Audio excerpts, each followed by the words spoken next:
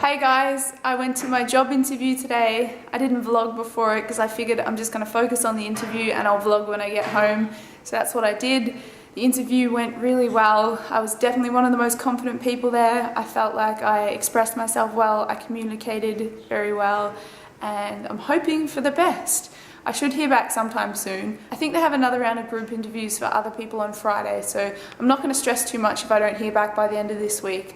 I expect if I do hear back, to hear back by about Monday, maybe. So we'll see what happens. The job seems pretty good, the work environment seemed really cool, and I think I would enjoy working there. So hopefully I did well enough in the interview to progress and get a one-on-one interview. So we'll see how I go with that, but either way, I'm just happy that I was able to go through with the interview and I was able to get over my anxieties and my nerves about the whole situation, and I was able to do well. I'm very, very happy. Anyway, I'm sitting at the table and it's all Christmassy.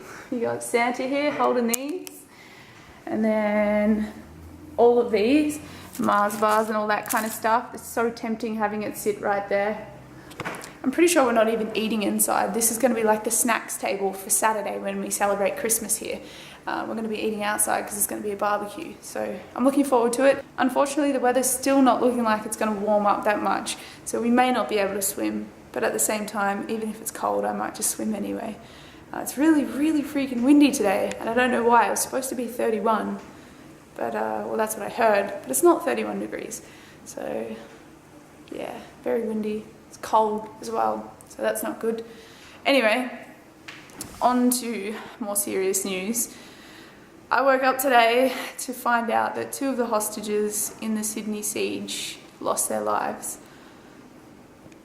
It made me emotional. I cried this morning when I heard about it, and I still feel like crying, and I haven't been able to stop thinking about it all day.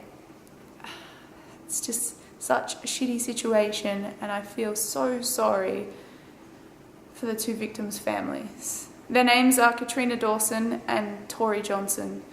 Katrina was a barrister, a high-profile barrister in Sydney, and she was a mother of 3, and Tori was the manager of the cafe.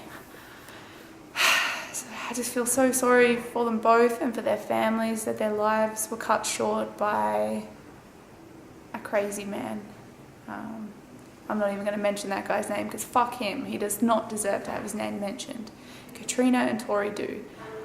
And hope that their families are able to get through this and to continue to live on and remember the memory of their loved ones.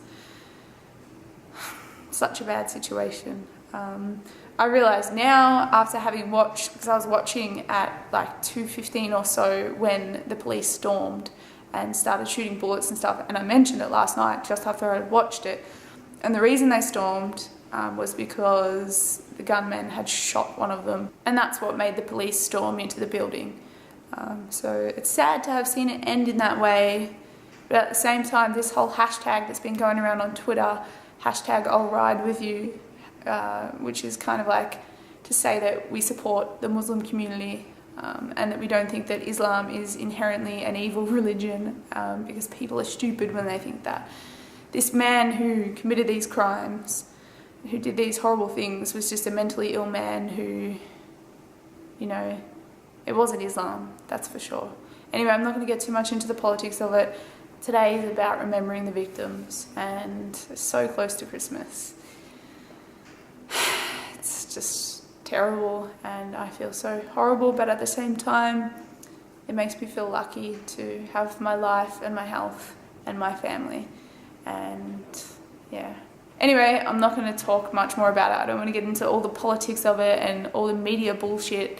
I just want to send positive vibes to the families of the victims and the other hostages who fortunately made it out alive. I'm sure they're going to have a lot of issues now, maybe like post-traumatic stress and all that kind of stuff. Hopefully they get the support they need and that everyone can move forward from this and realise that life's too short and the actions of one person shouldn't negatively affect these people's lives. Even though he did his best to make sure that it did. I hope it doesn't. I really do hope it doesn't. It's safe to say it's been a messed up couple of days in the world. Now there are news reports coming out of a siege in Pakistan. I don't know all the details because I haven't looked too much into it, but apparently 85 children were killed, and I'm pretty sure some adults. Who the fuck does this kind of thing? Apparently they went into a school and took these kids hostage, and they've killed a lot of these children, and it really makes me lose faith in humanity and just realize how fucking bad some people are. But at the same time, there is always hope. And I just can't imagine what it would be like in Pakistan right now, especially in the area that's affected. I can't imagine what these parents are feeling, and it's just such a messed up situation. And the sad part is, you know that this is never going to end. There's always going to be things like this. There's always going to be people that are seeking power, and they gain that power by taking others' lives and intimidating and using force to assert their dominance. That's the way the world is. That's a flaw, a fundamental flaw of humans, is there are people that are capable of doing these things, and they do these things, and like I said, it's never going to stop. And it's just so sad. 85 young lives, and I'm not even sure that that's the total number just yet. It may be more. It's just so messed up. And I suppose all you can do is,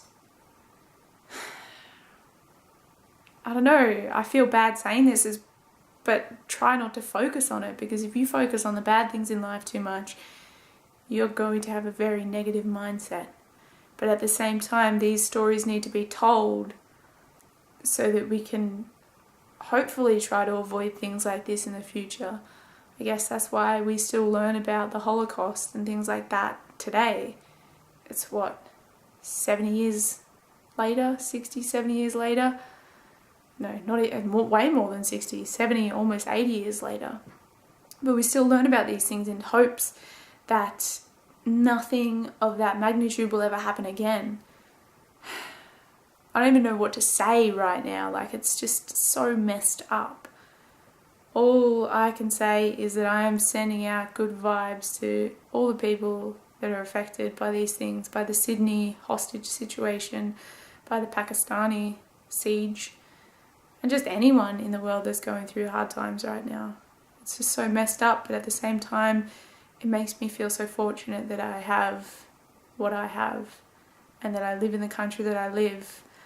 And I know yesterday's kind of incident should maybe make me not feel as safe, but it doesn't. I know that I live in a good country, and I feel so fortunate, and that's a good thing, that out of the negativity of these events, that I can still feel fortunate and happy to have the things that I have.